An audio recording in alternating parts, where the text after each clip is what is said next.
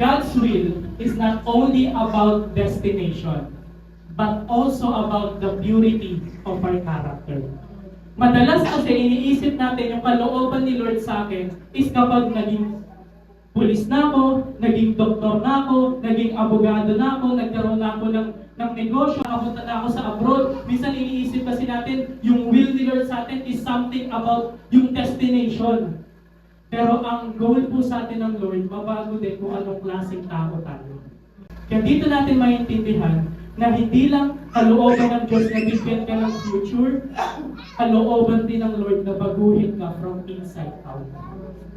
Hindi lang to about destination, about yan sa character natin.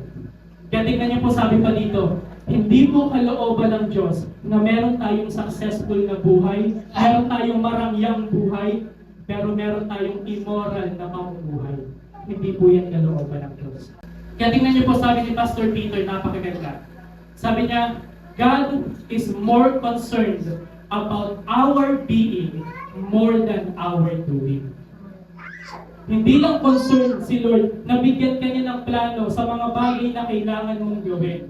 Concerned si Lord na baguhin kung anong klaseng tao ka. Na you are conformed to the image of His Son, Jesus Christ. Ano po tawag natin doon? Christ-likeness. Na matuto tayo magpatawad, matuto tayo magpakumbaba, matuto tayo magmahal ng mga tao, kahit yung kaaway natin. Hindi lang basta about sa destination yung plano ni Lord sa'yo, about din sa character mo ng pagkatao.